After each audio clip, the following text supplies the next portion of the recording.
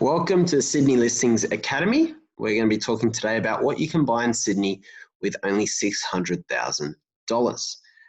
So the reason for making this video, and hello, by the way, I'm Joe Evie, Managing Director of Sydney Listings. The last couple of people I've spoken to are working on a budget of $600,000, funnily enough, to buy a property in Sydney. So I thought, why don't we make a video to showcase where the best bang for buck for that 600 might be, what you can actually get in this city with that budget. Just keep in mind that even if you're watching this at a later date, the strategy and the way of figuring out the best bang for your buck is pretty much easy to replicate, and I go through that very quickly and clearly in this video. We actually make a very interesting discovery about probably a good way to invest, a good little segment of Sydney market to invest in. So I look forward to sharing that with you. And obviously everyone's always asking me this question, where is good to buy, Joe? And it's actually a hard question to answer. What they really should be asking is where is good to buy for me? Everyone's got a different budget. Everyone's got different requirements. And so this video is just a generic outline of, looking for the property. But really the best thing you should do is always have your strategy down packed first. So I always emphasize that. We've got some videos on it, the Sydney Listings Investment Philosophy, which is on YouTube, or our Sydney Listings website, and I trust you can go through that later. But for now, I'm going to talk about, we're going to start with between Parramatta and the CBD, and it's because one of the recent people I spoke to gave me this brief. They're looking for a 2-bedroom apartment near transport or a train station, preferably good amenity in the area, close to jobs and cafes and, other appealing parts of the area. I like this patch of Sydney because Parramatta is developing a lot, and there's much more plans to revitalise it more in future. So the land between Parramatta and the city is going to be very valuable, obviously going forward. It will grow more, and it's really worth your attention and energy. So in terms of areas that were near stations, I singled out a couple that we could look at. Okay, Parramatta, Epping, Eastwood and the likes. I did exclude some like North Ryde, Meadowbank and Rose, just because I know those areas that have a major oversupply of apartments in terms of looking at the apartments in those areas. If we're looking at houses, it might be a bit different. And again, the thing behind that is you don't really want more competition when you buy something for it to perform well for you. You want less competition. So you want to actually get something that's, if you can, rare and unique and will actually stand out. That's what's going to get you better returns.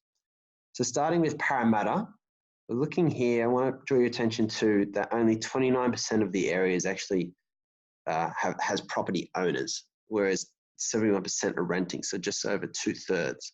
Normally we want this to be higher because these are the people that buy properties. The more people that are wanting to buy properties to live in creates more value if you've got an investment property in that area. Now, whilst the median 2-bedroom price is within the budget, the 130 days on market is less appealing to us. That's more than 4 months to actually sell a property. So don't think, and that's because as we know, there's an oversupply of apartments in Parramatta currently. So that wouldn't be my first bet.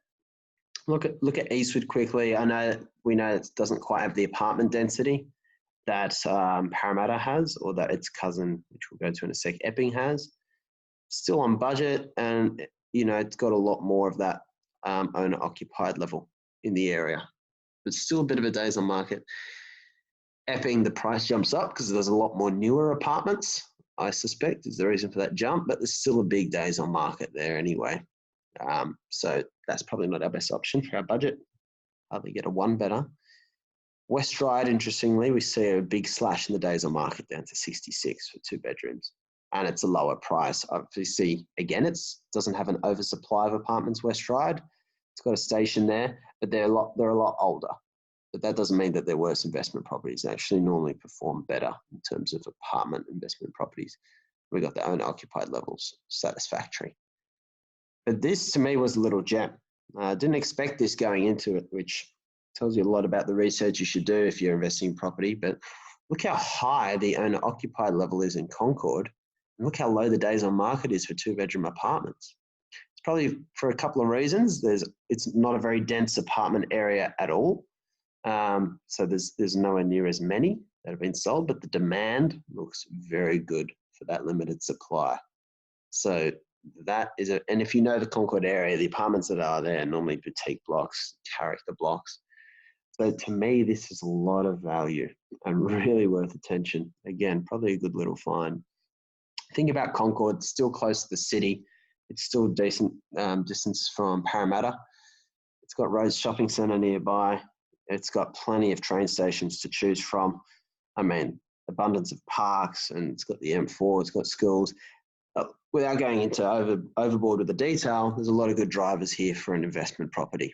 And I just want to quickly show you, well, in terms of what you look for when you buy, and this is the normal rule of thumb, again, detached land is normally most desirable as land has more value than the actual quality of the dwelling. So where it is, the position of a property is what normally gives it more value. So if you can't afford houses, townhouses, etc., then and you have to go apartments. There's apartments and there's apartments. So your best bet is normally, like I described, we have more of in Concord, unique in character, kind of small boutique apartment blocks, not the big mega towers. They typically don't make for the best performing investment properties. Contrary to the way most people do tend to buy their investment properties, which is often off the plan and brand new because they think that's more appealing. But you're looking for growth, not a nice place to live. It's a very different exercise. So yeah, to me, there's that Concord find has a lot of value. Again, looking at a neighbouring suburb of 5 Dock, must have newer apartments, higher median price, still a bigger days on market. It just goes to show when you look at that, and it's not as close to the stations, just how much value there probably is there in a nice little tip there to look at those 2-bedroom apartments in Concord if you're looking probably between Parramatta and the CBD or areas of that ilk. So I'm going to move on now to talk a bit more, we'll have a bit more of a bigger look across the board. But I want to emphasize here that all these tools I'm using, so all that demographic information, days on market, that's all from Domain. That's all freely accessible. There's more complicated property tools out there, but that'll normally do you. And then if I want to look at the suburbs that have 2-bedroom apartments within that budget, I've just gone here to realestate.com. Again, accessible to everyone. I've gone on a map search. We've put in the criteria, and then you can just see the distribution of 2-bedroom apartments in your budget.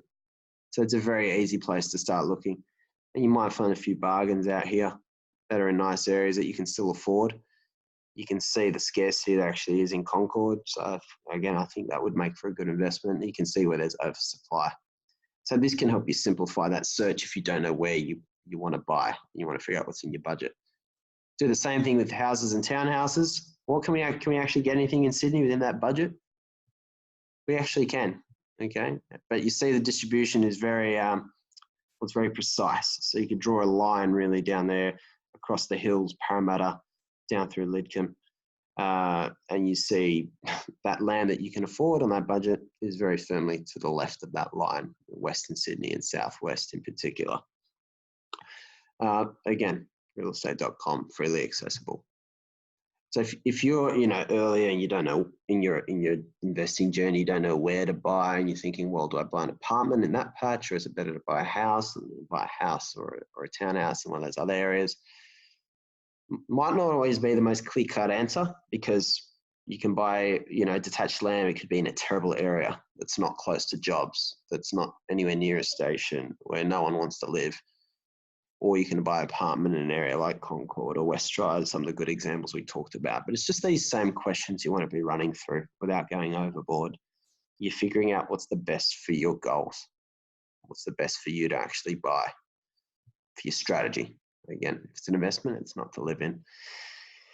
All right, but yeah, strategy is the most important thing. So go back, check out Sydney Listings investment philosophy so you can get that covered. But basically, yeah, I mean, obviously it's just a generic video, so it's not to be used for individual use. Get individual advice if you need to go further. But basically that's a brief little insight there. And if you found that useful, feel free to share it via a link or via a post to whoever might get some value out of it. And follow us on our channels or get in touch if you need anything further, as we endeavour to bring you more educational content about property. Thank you very much, and best of luck.